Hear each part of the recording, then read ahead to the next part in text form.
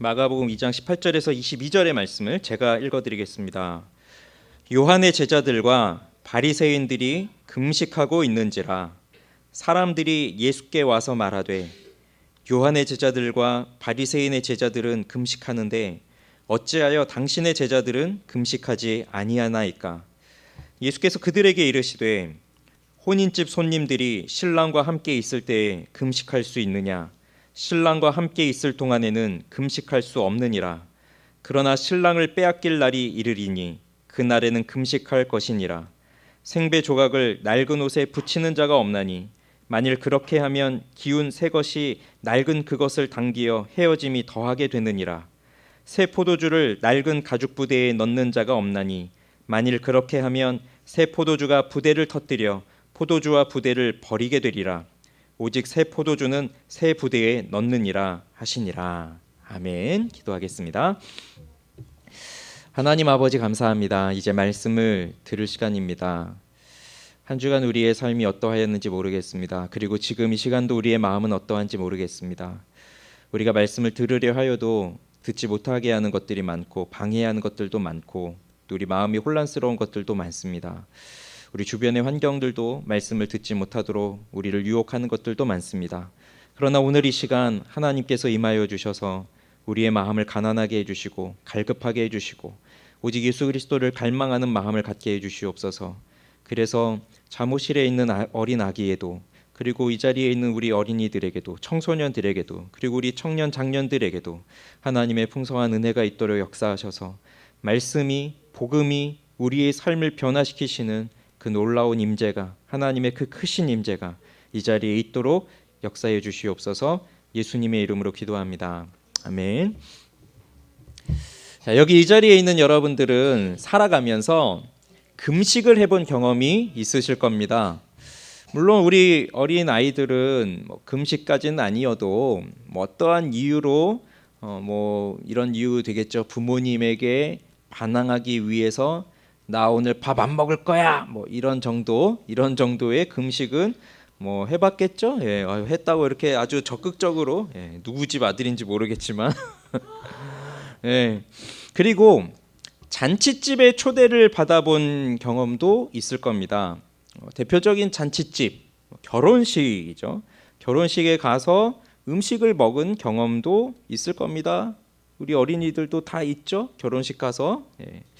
오늘 본문에 보면 주요 주제로 등장하고 있는 단어가 금식이에요. 그리고 예수님은 이것을 가르쳐주기 위해서 결혼식 잔치를 비유로 들면서 말씀을 해주십니다. 금식과 잔치입니다. 금식과 잔치, 이것이 무슨 연관이 있을까요?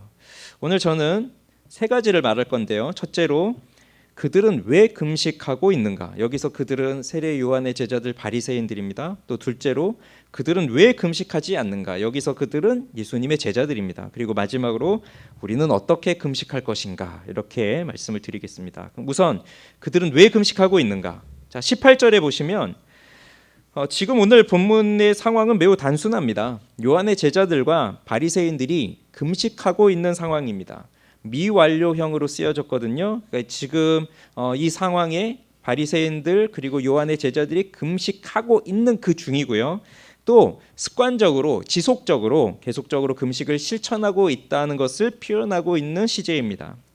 그런데 예수님의 제자들은 금식을 하고 있지 않습니다. 지난주에도 우리가 무슨 장면을 보았나요?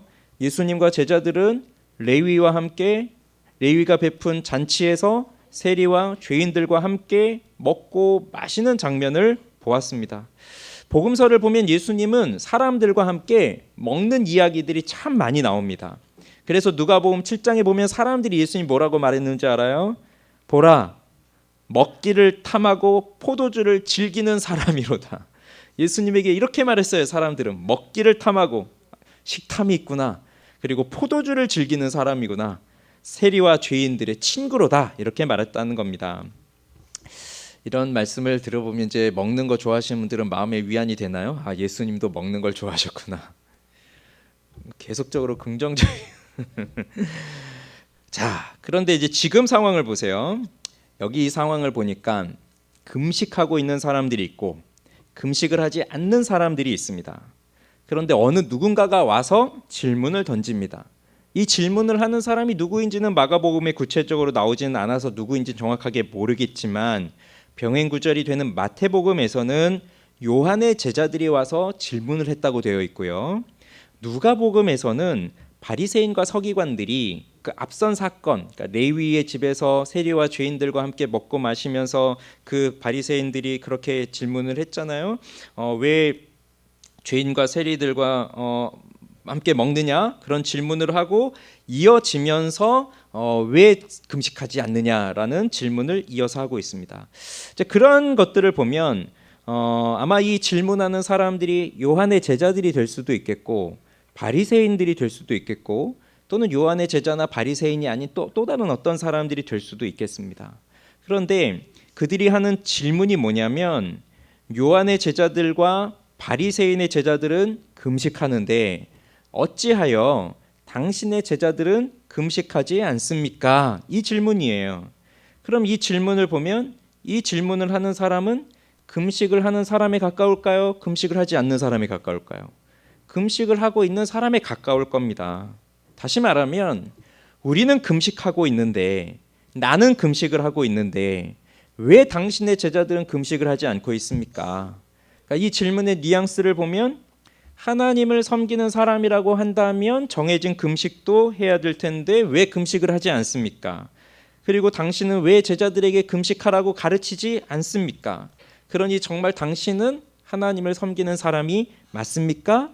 이렇게 예수님을 비방하는 뉘앙스가 이 속에 담겨져 있어요. 지금 마가복음 2장에서는 계속 예수님과 바리새인들의 그 어떠한 대립적인 그 구도를 지금 그려내고 있거든요.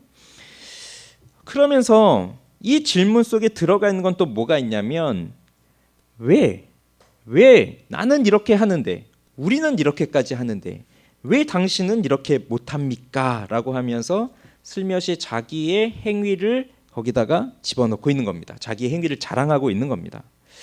그러면 이제 더 가기 전에 하나 짚고 갑시다. 도대체 금식이 뭐길래 이런 질문을 던지면서 예수님과 논쟁을 벌이려고 하고 있을까요? 금식. 밥을 안 먹는 거. 유치원생도 알고 있는 금식이에요. 금식은 이제 국어 사전을 보면 치료나 종교 또는 그 밖의 이유로 일정 기간 동안 음식을 먹지 못하게 금해진 것 또는 먹지 않는 것, 그게 금식입니다. 그러니 치료나 종교 또 다른 이유가 있다고 했으니까 금식은 꼭 종교적인 이유는 아닙니다. 존 파이퍼가 하나님께 굶주린 삶이라는 그 책을 썼는데요.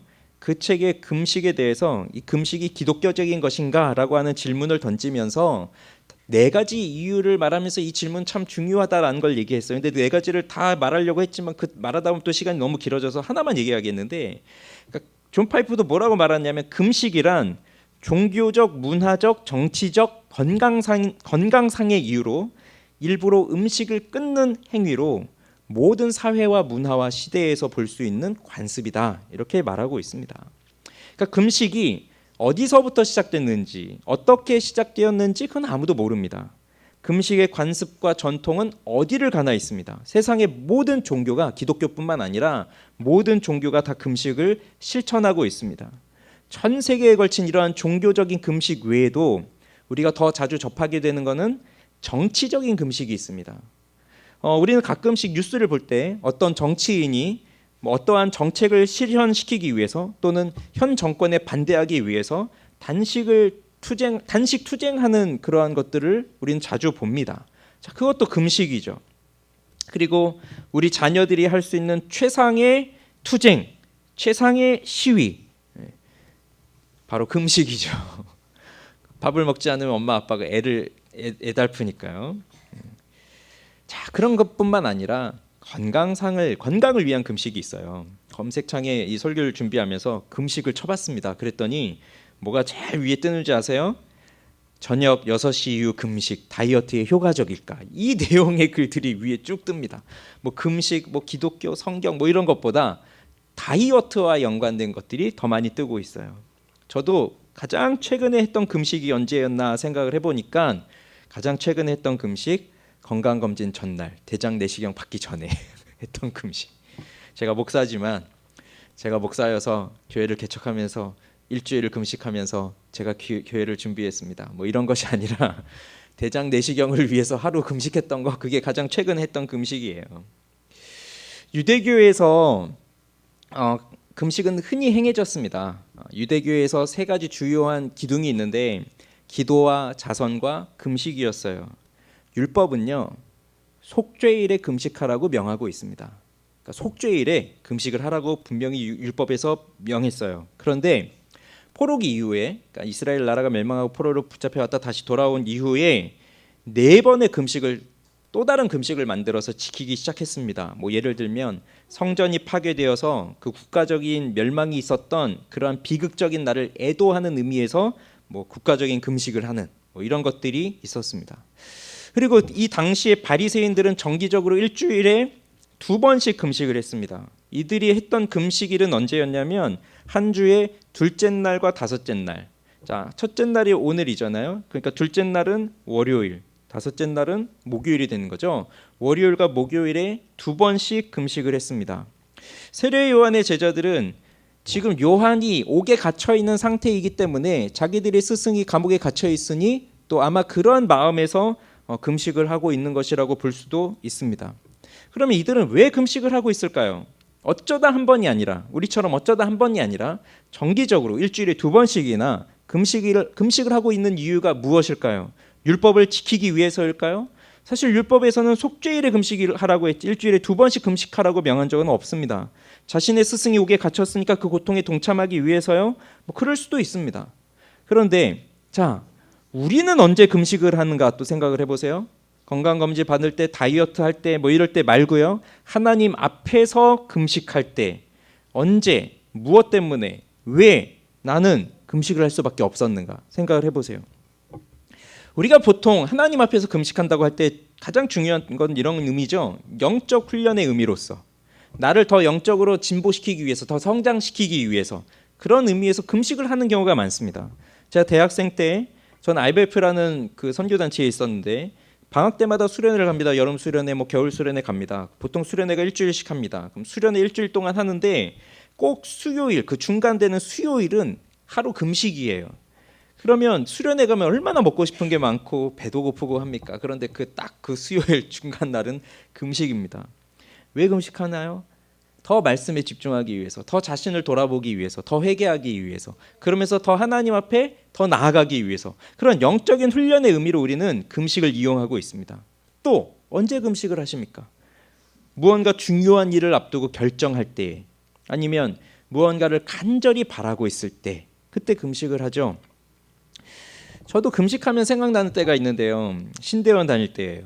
신대원 3학년 때인가 뭐 그때인데요. 한 학기 동안 거의 매일 채플, 우리 이제 신대원 때는 아침에 수업을 하고 이제 한 11시인가 그때 이제 채플을 드리고 예배를 드리고 그다음 점심 시간 있고 그다음 오후 수업이 이어집니다. 그런데 채플이 끝나고 점심 시간에 다들 밥 먹으러 갈 때 저는 채플실 지하에 있는 개인 기도실로 가서 거기서 점심을 금식하면서 기도를 했습니다. 한 3개월 동안. 그때 금식을 하면서 기도했던 이유는 지금 생각해 보면 다른 이유가 아니에요. 내가 이렇게 금식을 하면서 기도하면 하나님이 나를 더 불쌍히 여겨 주시지 않으실까? 그래서 내 이 기도의 제목에 응답해 주지 않으실까? 얘야, 네가 그토록 좋아하는 밥을 먹지 않으면서 이렇게 매일 나한테 매달리고 있구나. 야, 그러다가 너 몸 상하겠다, 건강 상하겠다, 이제 그만해도 된다, 내가 너의 소원을 들어주겠다, 그러한 기대감을 가지고 금식을 하면서 기도했던 것 같아요. 우리도 누군가가 밥 안 먹고 그렇게 근심 중에 있다고 한다면 자연스럽게 불쌍히 여기는 마음이 들고 그래도 저 사람 소원이 빨리 이루어졌으면 좋겠고 내가 그렇게라도 좀 도와주면 좋겠다 이런 생각이 드는 것처럼 하나님께서도 금식하고 있는 나를 보시면서 불쌍히 여기시고 내 간구에 내 소원에 응답해 주시기를 바라는 그런 마음에서 금식을 했습니다. 그런데 제가 그 기간 동안에 배운 것이 있어요. 아무리 금식을 하고 아무리 하나님 앞에 불쌍해 보이려고 애를 쓴다고 해도 하나님은 하나님의 정하신 뜻대로 하시지 하나님의 계획을 바꾸셔서 우리의 요구에 응답해 주시지 않더라 하는 것을 배웠어요.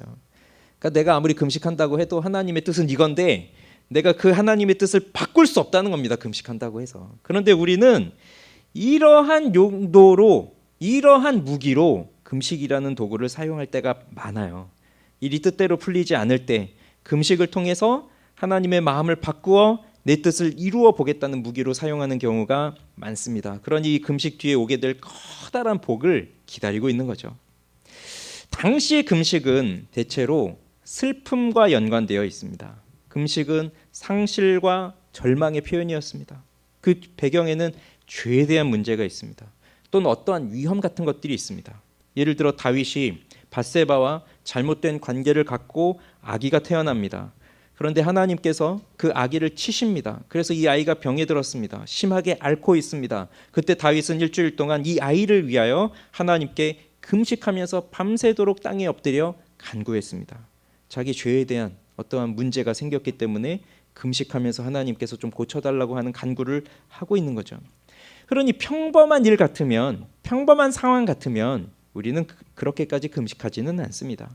어떠한 특별한 일이 주어졌을 때, 심각한 일이 주어졌을 때, 나의 힘으로 감당할 수 없는 일들이 주어졌을 때, 그러할 때 우리는 금식하면서 기도하는 거죠. 그래서 금식은 슬픔과 짝을 이룹니다. 그래서 당시 금식하던 사람들은 슬픈 기색을 보이기 위해서 얼굴을 흉하게 하면서까지 금식하기도 했어요. 그렇다면 일반적인 사람들이 볼 때에 이렇게 정기적으로 금식하는 사람들, 하나님 앞에 매달리는 사람들인 요한의 제자들과 바리새인의 제자들, 그리고 금식하지 않고 있는 먹고 마시는 예수님의 제자들이 있는데 사람들이 볼 때 누가 더 종교적인 사람들로 보일까요? 누가 더 하나님 앞에서 애통하는 사람들로 보여질까요? 당연히 금식하고 있는 바리새인들이나 금식하고 있는 요한의 제자들이 더 종교적이고 더 하나님을 섬기는 사람으로 보일 것입니다. 그러면 예수님은 그 제자들에게 너희도 금식을 하거라 라고 명하셔야 되는데 그렇게 하지를 않으십니다. 왜 그러실까요? 자연스럽게 두 번째 주제로 넘어가 봅시다. 왜 그들은 금식하지 않을까요? 왜 예수님의 제자들은 금식하지 않을까요? 그 답을 예수님이 19절에서 말씀하시죠. 19절 같이 읽어볼게요. 시작. 예수께서 그들에게 이르시되 혼인집 손님들이 신랑과 함께 있을 때에 금식할 수 있느냐? 신랑과 함께 있을 동안에는 금식할 수 없느니라. 지금 예수님은 금식에 대한 이야기를 하시는데 결혼식 이야기를 하고 계세요. 결혼식 잔치가 열렸습니다. 신랑이 있습니다. 그리고 손님들이 있습니다. 신랑의 친구들이 있습니다. 그러면 그 결혼식 자리에서 빠질 수 없는 것, 가장 중요한 것, 여러분 무엇이라고 생각합니까? 제가 청년부 사역할 때 또 이제 30세 이상 청년들 사역을 하다 보니까 결혼식이 굉장히 많았어요. 그래서 뭐 봄이나 가을 때는 거의 매주 결혼식이 있습니다. 어떨 때는 2번인 날도 있고 어떤 때는 3번 있는 날도 있어요. 청년부 목사로서 이제 주요한 사역은 그 결혼식에 찾아가서 뭐 순서를 맡기도 해요. 기도를 하기도 하고요. 뭐 그 결혼식에 찾아가서 인사하고 축하해주고 하는 거죠. 그래서 결혼식을 갑니다. 뭐 서울에서 할 때도 있고 멀리서 할 때도 있어요. 결혼식에 갑니다. 그래서 신랑하고 신부하고 뭐 부모님하고 인사합니다. 대표 기도도 합니다. 그런 다음에 다음 스케줄이 또 있죠. 다음 결혼식이 또 있어요. 그럼 이제 나와야 되는데 근데 그냥 나오지를 못하겠는 거예요. 결혼식에서 정말 중요한 그 자리를 꼭 가보고 싶거든요. 뷔페. 저는 그 뷔페가 너무 궁금했어요. 그 속으로 내가 그래도 청년부 목사인데 누군가 와서 어디 결혼식장 뷔페가 맛있습니까? 이렇게 물어보면 그래도 답은 해줄 줄 알아야지라고 하는 그 이유를 대면서 꼭 뷔페에 들러서 음식을 먹습니다. 그리고 다음번 결혼식장으로 또 갑니다. 그럼 이제 이미 밥을 먹고 왔지만 배가 부르잖아요. 그런데 그럼에도 불구하고 여기 뷔페는 또 어떻게 생겼을까 하고 또 가서 또 먹습니다. 또 다음번 결혼식장에 가서 여기 뷔페는 어떻게 생겼을까 배부르지만 샐러드라도 그래도 먹고 보자. 그러면서 뷔페를 갑니다. 그러니까 결혼식장에서 하는 건 뭐예요? 우리가 축하하지만 함께 먹고 함께 즐기는 그런 일들을 하잖아요. 그런데 결혼식장에 갔어요. 신랑 신부하고 인사를 합니다. 신랑 신부가 뭐 차린 건 많이 없지만 그래도 맛있게 드시고 가십시오라고 인사를 해줍니다. 그런데 그때 형제님 제가 금식을 해야 됩니다. 제가 목사잖아요. 제가 금식을 해야지 어떻게 이곳에 와서 저 다른 사람들과 함께 먹고 마실 수가 있겠습니까? 전 금식을 해야 됩니다. 이렇게 말할 수가 있겠어요? 그럴 수는 없는 거죠. 결혼식 잔치에 가서 슬픈 표정하면서 저 금식 중입니다 이렇게 팻말 들고 그럴 수 없는 거잖아요. 유대인의 마을에서 이 당시의 결혼식은요 보통 7일 동안 행해졌습니다. 7일 동안, 일주일 동안. 그러면 그 일주일 동안 친구와 손님들이 할 건 딱 하나밖에 없어요. 축제를 즐기는 것, 함께 먹고 마시는 것. 집에는 음식으로 포도주로 가득했습니다. 노래와 춤과 즐거움이 넘쳐났습니다. 랍비들조차도 토라 교육을 중단하고 학생들과 함께 축하 행사에 참석했던 것이 당시 결혼식의 풍습입니다. 그런데 그 순간에 나는 금식을 합니다. 나는 음식을 먹지 않습니다. 나는 단식을 합니다. 이렇게 생각하는 것 자체가 불가능한 상황이에요. 그렇다면 지금 이 그림을 통해서, 이 결혼식 그림을 통해서 예수님이 가르쳐 주시는 메시지가 무엇입니까? 혼인집 손님들은 누구예요? 제자들이에요. 그리고 신랑인데 신랑은 누구예요? 예수님 자신이에요. 그러면 지금 이 제자들은 혼인집 손님들로 왔고 그 혼인집에 신랑인 내가, 예수님이, 신랑이 함께 있다. 그러니까 이 결혼식 잔치집에 신랑과 함께 있는 손님들인데 어떻게 금식할 수 있느냐? 금식할 수 없다. 그 메시지를 전해주고 계신 것이고, 그리고 이 메시지 속에 또 더 중요한 정말 예수님이 엄청난 주장을 이 속에서 펼치고 계신데 그 신랑이 바로 누구라는 것입니까? 그 신랑은 곧 메시아다라고 하는 것을 말하고 있는 거예요. 메시아가 오심을 마치 결혼잔치에, 혼인잔치에 신랑이 오는 것처럼 그렇게 비유를 하고 있는 것입니다. 그러니 이것은 매우 기쁜 일이기 때문에 금식할 수는 없다. 그런데요, 구약 성경에 보면 이스라엘의 남편, 그러니까 우리가 이런 부분을 읽으면서 예수님이 신랑이다라고 하는 것에 대해서 뭐 반감을 갖거나 의문을 갖거나 뭐 그러진 않을 거예요. 그런데 구약 성경에 보면 이스라엘의 남편으로 표현되는 분은 누구일까요? 메시아일까요? 아니에요. 하나님이에요. 하나님이에요. 여러 구절들이 있지만 뭐 그걸 다 뭐 써놓긴 했지만 다 읽어드릴 수는 없을 것 같아요. 시간이 길어질 것 같아요. 그러나 여러분 이사야를 보든 에스겔을 보든 특히 호세아 같은 데를 보면 내가 내게 장가들어 영원히 살되 공의와 정의와 은총과 긍휼이 여김으로 내게 장가들며 진실함으로 내게 장가들리니 내가 여호와를 알리라. 이런 말씀을 하나님이 호세아에서 하시거든요. 그러면 호세아에서도 계속 하시는 말씀이 뭡니까? 호세아와 고멜의 관계를 통해서 고멜은 그 남편을 떠나고 자꾸 음란하고 간음을 행하고 하지만 그 호세아는 그 남편은 그 아내를 데려오고 이렇게 하는 것처럼 하나님께서 그 자꾸 하나님을 떠나고 잘못된 길로 가고 우상을 섬기고 이방신을 섬기는 그 이스라엘 백성들을 향하여서 그들을 버리지 않고 내가 너희들의 남편으로서, 내가 너희들의 신랑으로서 너희들을 끊임없이 사랑한다라고 하는 것을 보여주고 있는 것이 그 호세아의 말씀이잖아요. 그런데 그 이스라엘 백성들의 남편이요 신랑이신 그분이 누구냐? 바로 하나님의 아들이신 메시아가 그분으로 오셨다는 것이에요. 이스라엘 백성들이 그토록 기다리고 있었던 메시아가 오신 겁니다. 이스라엘의 진정한 왕이요, 온 땅의 창조주요, 우리를 죄에서 구원하여 주시는 메시아가, 그리스도가 오셨다는 것입니다. 누구로요? 바로 이 신랑으로요.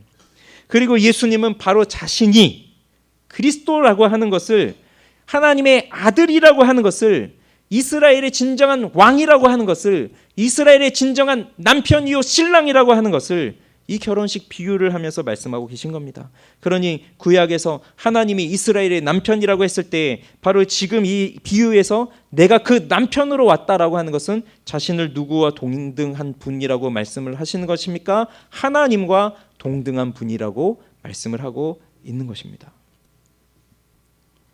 언약의 사랑으로 이스라엘에게 장가드신 하나님께서 드디어 사람의 몸으로 오셨습니다.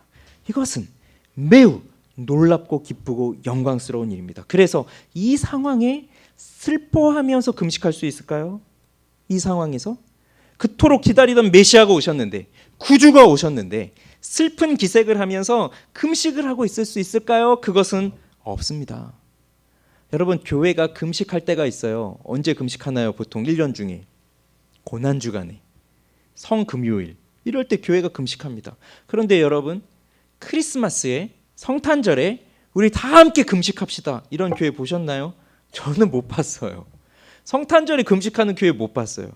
그때는 기쁘다 구주 오셨네 만백성 맞으라 하면서 그 기쁨을 선포하고 있지 슬픔으로 금식을 선포하고 있지 않습니다. 왜요? 예수님이 오셨다는 것은 너무나 기쁜 것이기 때문에. 그러니 금식하지 않는 예수님의 제자들을 보면서 우리는 임마누엘이신 하나님, 우리와 함께 하시는 하나님, 그분이 이 제자들과 함께 하고 있구나, 그것을 보는 겁니다. 그것을 증거해주고 있는 것입니다. 그럼 마지막으로, 그럼 우리는 어떻게 금식할 것인가? 자, 여기서 마칠 수가 없죠. 예수님은 금식 자체를 없애신 게 아니에요. 그러니까 혼인집 손님들이 신랑과 함께 있을 동안 금식할 수 없다, 여기서 딱 끝내시질 않으셨거든요. 그 다음 말씀을 하십니다. 20절에 보시면, 그러나 신랑을 빼앗길 날이 이르리니 그날에는 금식할 것이니라. 그날에는 금식할 것이라고 합니다. 신랑을 빼앗길 날이라는 것은 언제일까요? 이것에 대해서도 여러 가지 견해가 있습니다. 이런 견해가 있습니다. 이 신랑을 빼앗길 날, 아마 이 문구를 보면 아마 우리는 직감적으로 예수님께서 십자가에 달려 죽으시는 그때를 말하는가 보다 이렇게 생각하겠죠. 그러니 이 신랑을 빼앗길 날을 그 예수님께서 십자가에 달려 죽으시는 날이라고 생각한다면, 그러면 이때 신랑을 빼앗길 때 예수님이 이 제자들과 함께 하지 않는 그때는 언제냐? 예수님의 죽음과 예수님의 부활, 그 사이를 말하는 것이다, 이렇게 주장하는 견해가 있어요. 그러니 예수님께서 십자가에 달려 죽으시는 그 금요일 아침부터 해서 예수님이 다시 살아나는 그 부활절 아침까지 이 사흘 동안의 기간, 이 기간에는 예수님이 제자들과 함께 하시지 않기 때문에 제자들이 이 기간에 금식하게 될 것이다, 이런 의미입니다. 그렇지만 초대교회 안에서 금식은 계속 됐습니다.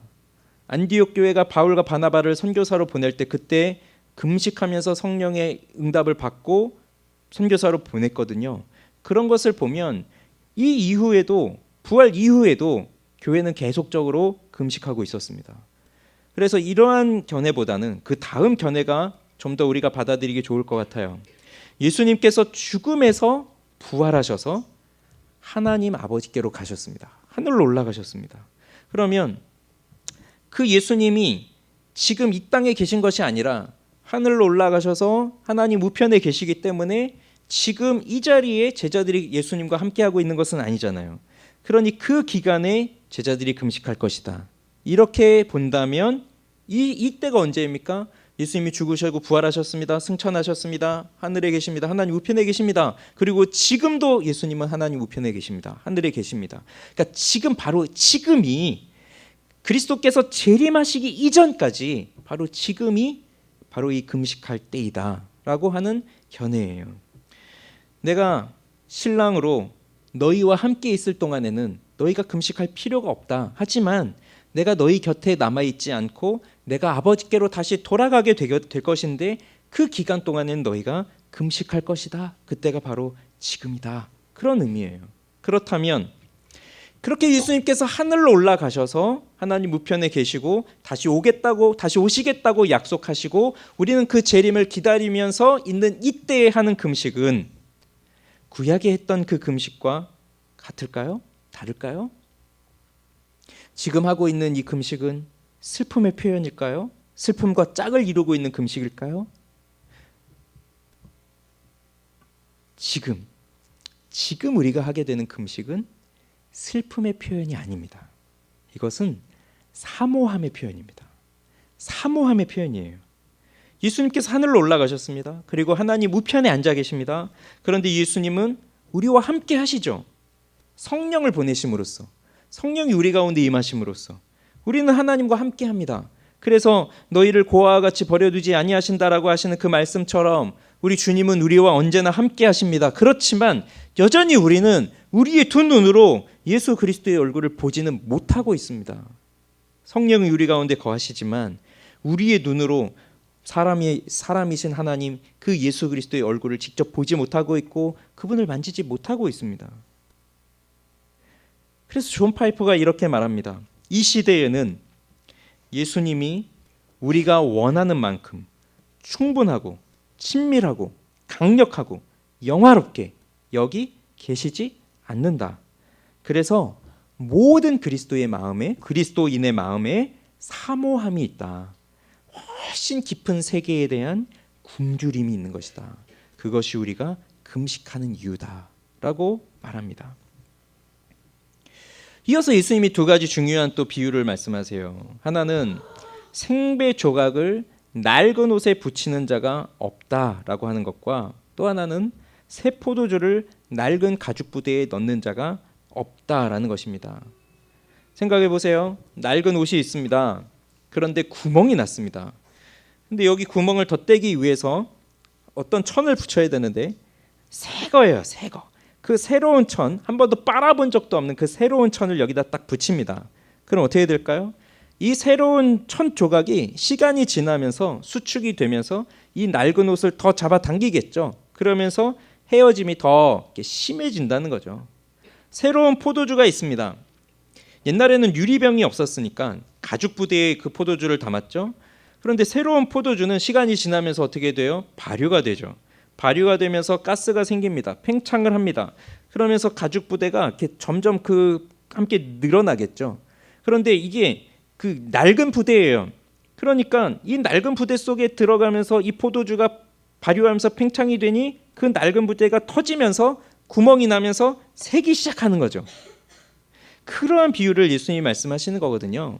사실 우리는 지금 살면서 우리 어린이들이 이걸 읽으면서 바로바로 이해가 되는지 모르겠어요. 왜냐하면 지금 우리는 살면서 낡은 옷에 천조각을 붙이거나 뭐 그렇게 사는 사람 없잖아요. 우리 지금 여러분들 옷에도. 그리고 뭐 포도주나 뭐 이런 거를 병에다 따르면 되지. 뭐 가죽 부대 여러분 집에 가죽 부대 있으세요? 가죽 부대 살려면 아마 더 비쌀 걸요.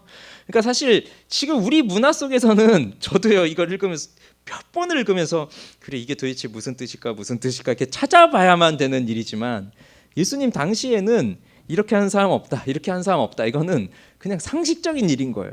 그렇게 하는 사람이 없는 거예요. 너무나 상식적이니까. 그러면 단순히 예수님이 무슨 생활의 지혜 그걸 말씀하시기 위해서 이런 비유를 한 걸까요? 아니죠. 예수님은 지금 그 하나님 나라와 또 금식에 대해서 말씀하기 위해서 지금 이 비유를 들고 있는데 상식적인 비유를 들고 있는데 자 지금 이 문맥을 통해서 보면요. 생배 조각과 새로운 천 조각과 새로운 포도주 이것은 예수님과 함께 임하고 있는 하나님의 나라를 뜻하고 있는 겁니다. 예수님과 함께 임하는 새로운 그 하나님의 나라. 그런데 낡은 옷과 낡은 가죽 부대는 이 문맥상에 보면 뭐하고 어울리겠습니까? 이게 유대교의 낡은 관습, 그 관습으로 행하고 있는 금식, 그것을 지금 말하고 있는 거예요. 그래서 한 주에 2번씩 금식한다고 해서 하나님 앞에 자신 있게 기도하던 그 바리새인들의 그러한 전통적인 금식이 낡은 옷이요, 낡은 가죽 부대다라고 하는 거거든요. 그러면 예수님과 함께 임하는 새로운 그 하나님의 나라는 이 전통적 낡은 관습 그 금식에 담을 수가 없다는 것입니다. 이해가 가나요? 이해가 안 될 거라고 생각을 해요. 낡은 옷, 낡은 부대 그것을 금식이라는 것에만 한정하지 말아보세요. 뭐 우리가 행하고 있는 어떤 행위라고 이제 생각을 해보세요. 다른 것이 될 수도 있겠죠. 그러면 보통 낡으면 구멍이 나고 그러면 그 구멍을 메우기 위해서 우리는 무언가를 합니다. 사람들은 보통 새 것을 좋아하죠. 그런데 낡은 것을 어떻게 하냐면 낡은 것에다가 새 것을 덧대는 거예요. 뭐 예를 들어서 성경책에 이렇게 있잖아요. 시간이 지나면서 이런 데가 다 떨어집니다. 이런 가죽들이. 그럼 여기다 뭘 해요? 새 것을 붙이는 거죠. 새로운 것을 덧대면서. 그러면서 이것을 낡은 것을 가리면서 새 것으로 붙이고 하면서 합니다. 그런데 잘 생각해 보세요. 그렇게 낡은 것에다가 새로운 것을 덧대어 붙인다고 하여서 그 낡은 것이 완전히 새로운 것으로 바뀔 수가 있을까요? 없습니다. 그렇게 하면서 낡은 것을 새로운 것으로 바꿀 수가 없습니다. 그러면 이 낡은 관습이라고 하고 있는 이 금식, 그럼 금식, 우리 또 생각하면 이럴 수 있잖아요.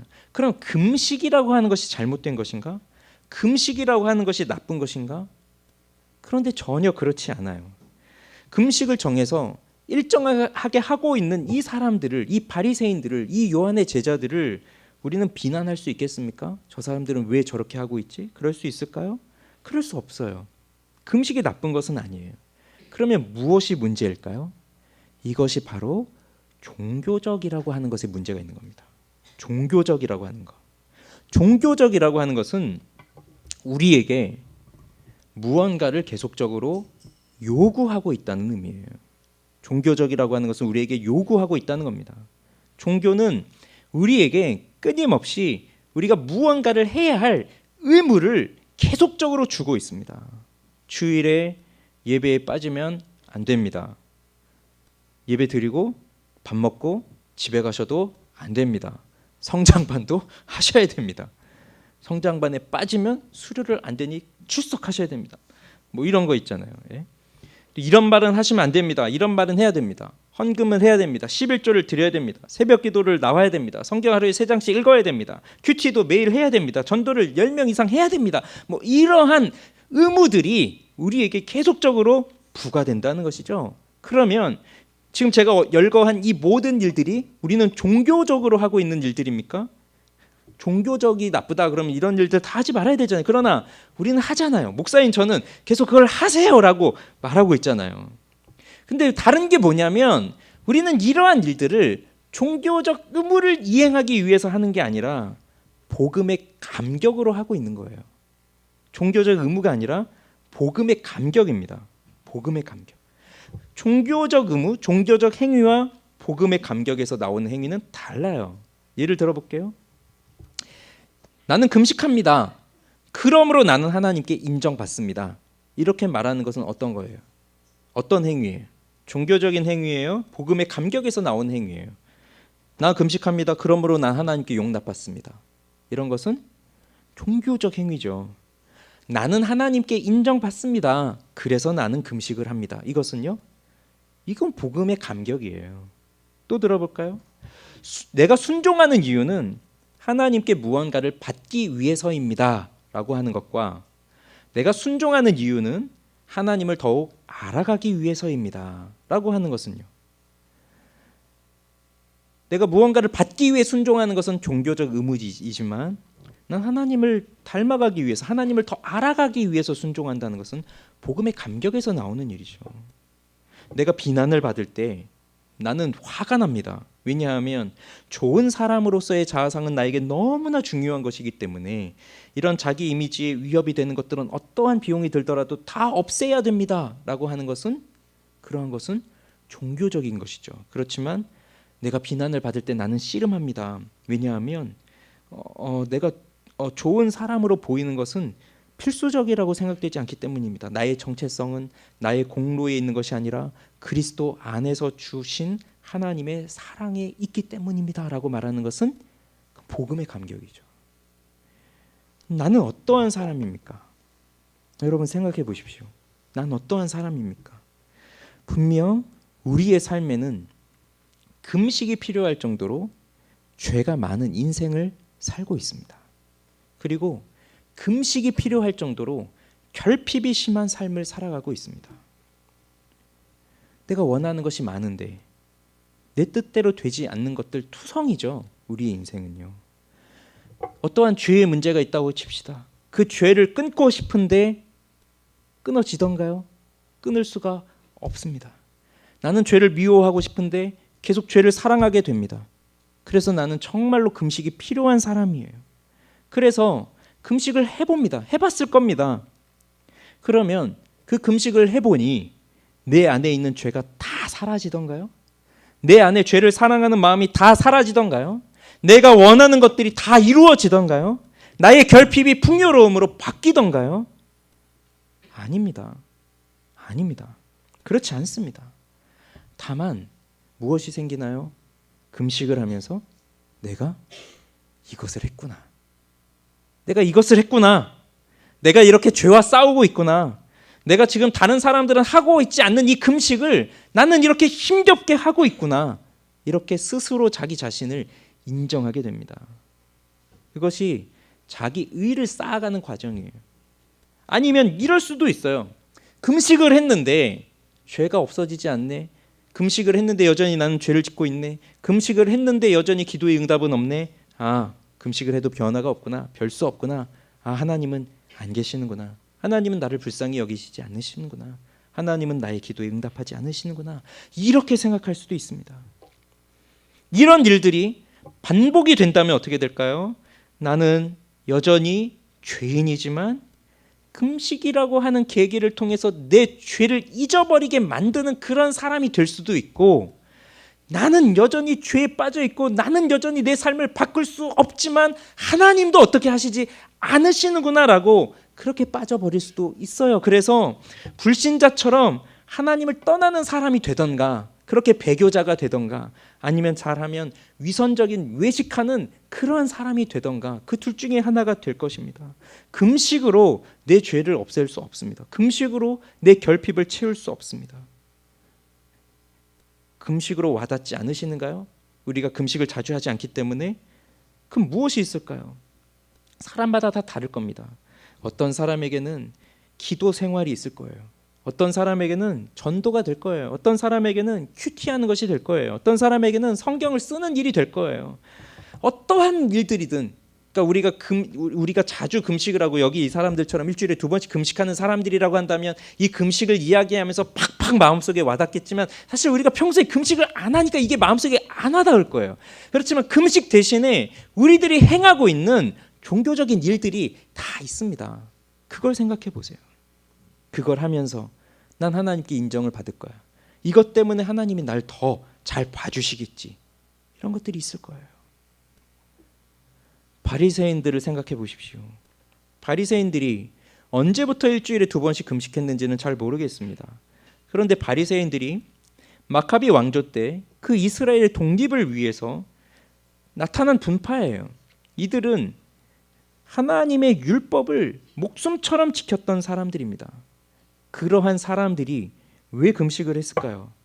하나님의 뜻이 이루어지지 않는 것을 보면서 애통했을 것입니다.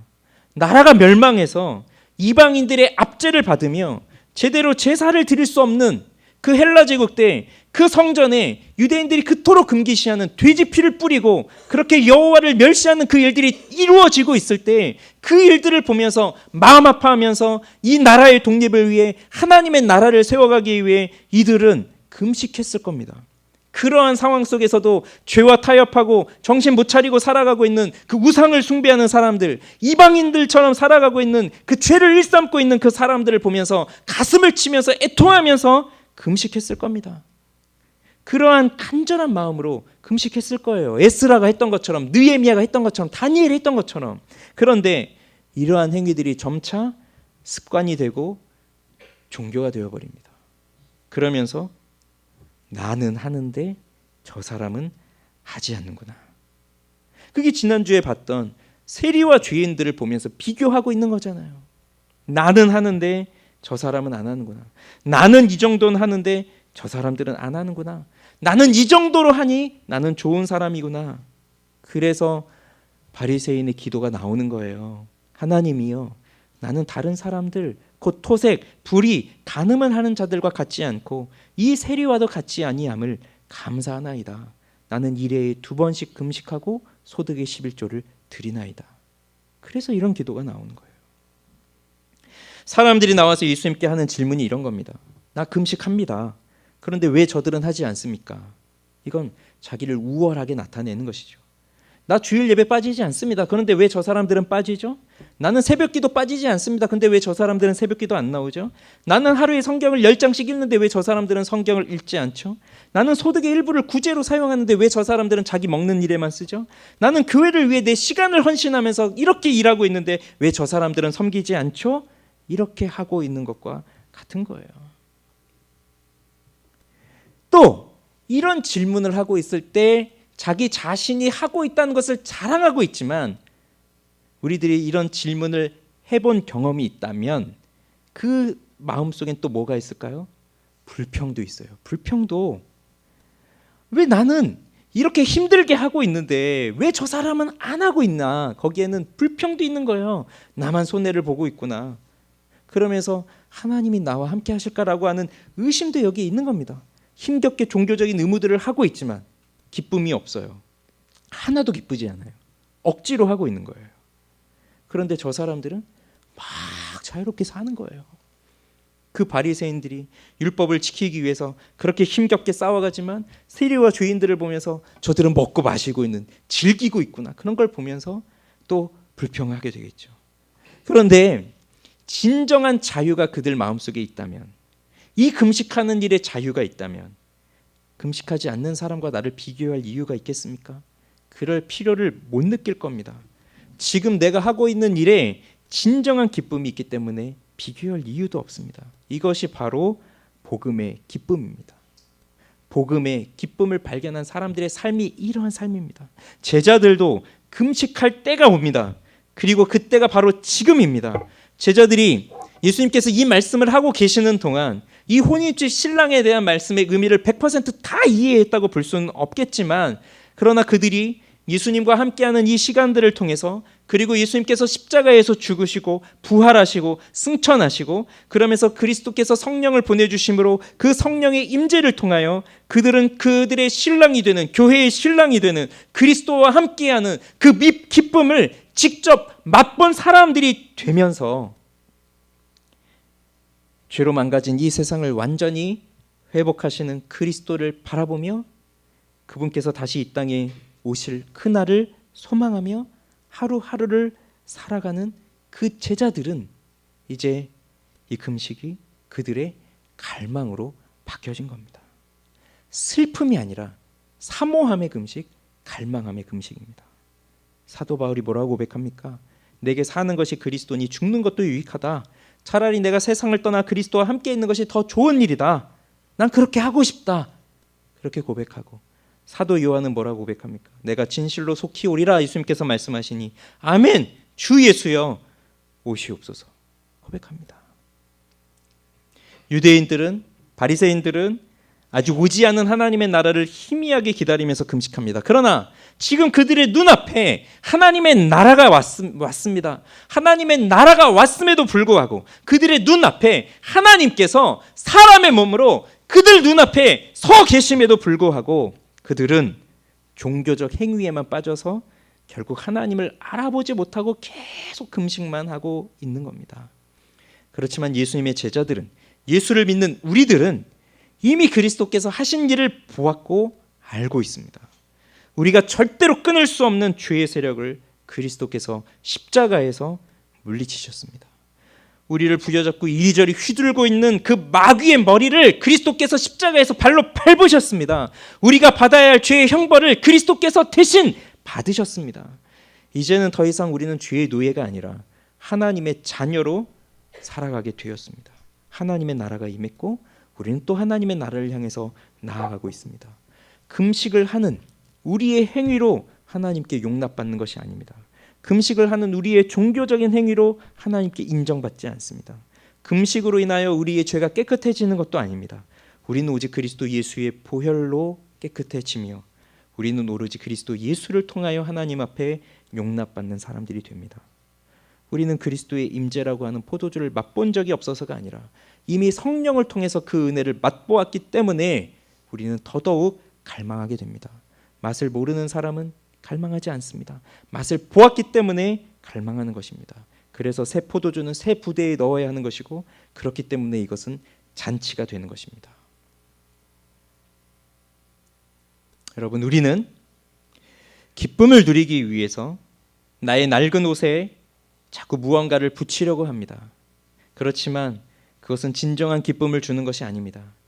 나는 나를 더 좋은 사람 되게 만들기 위해서 나의 낡은 옷에 무언가를 자꾸 붙이지만 그건 나를 좋은 사람으로 만드는 것이 아니라 오히려 더 초라한 사람으로 만들 뿐입니다.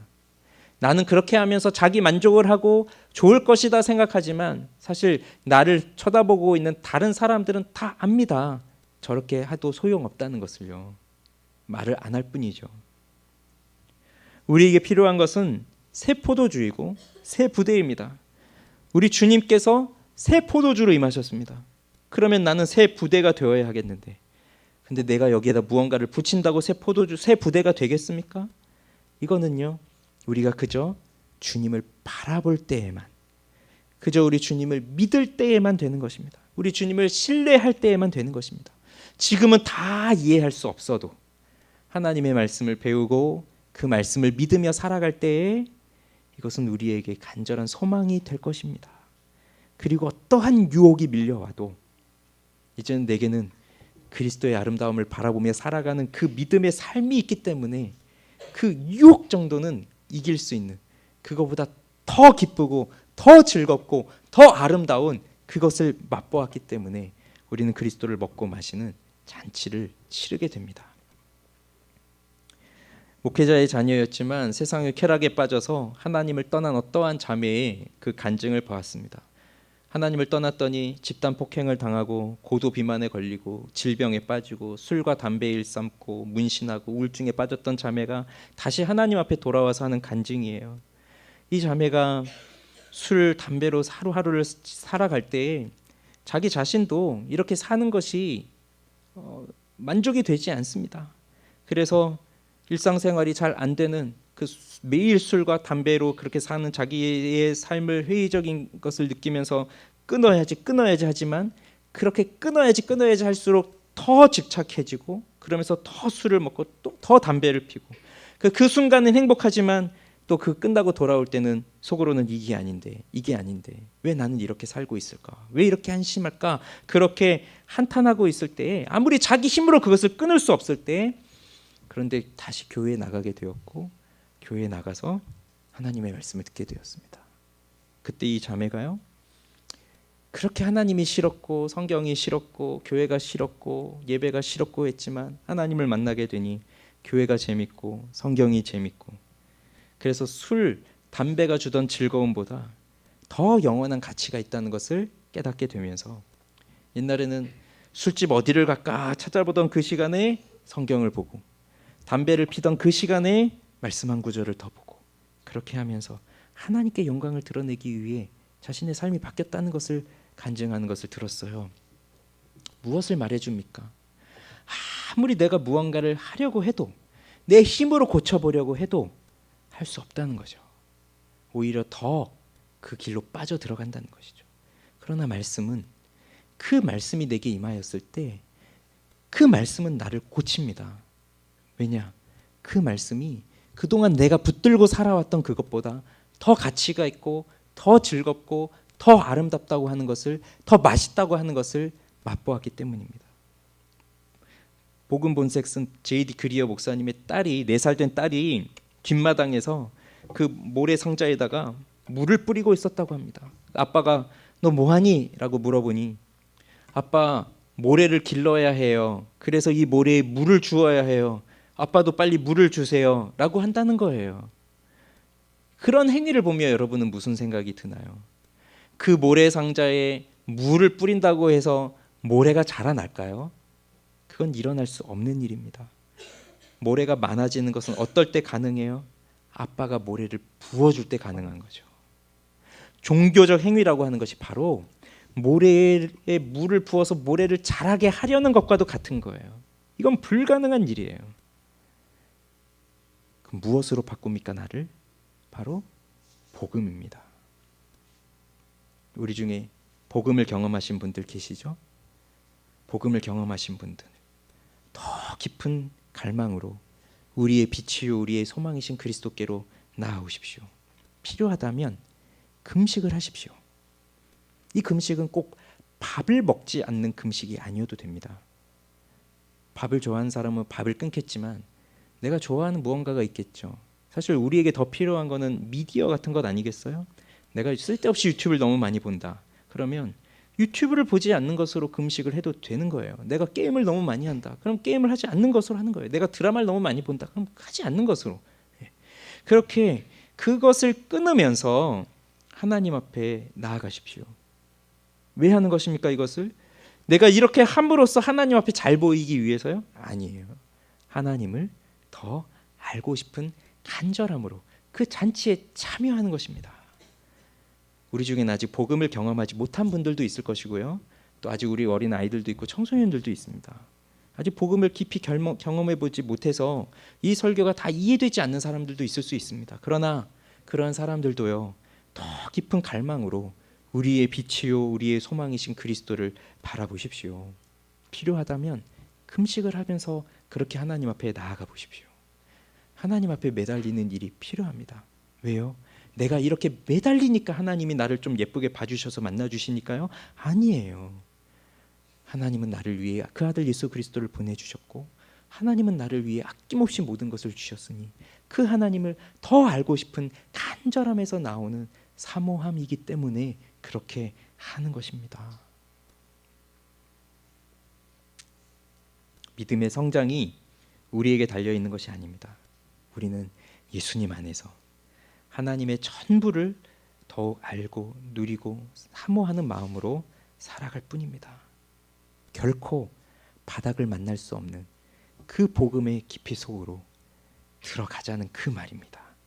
이제 더 이상 나를 자랑하려고 하지 말고, 또 나를 무언가의 행위를 통해서 하나님 앞에 더 불쌍하게 보인다거나, 하나님 이렇게 하면 나를 더 들어주시겠다거나 그러한 것이 아니라 오직 그리스도 예수를 바라보는 그 믿음으로 살아가자는 그 말입니다. 우리의 빛이요 우리 소망이신 그리스도를 바라보십시오. 우리 같이 찬양하겠습니다.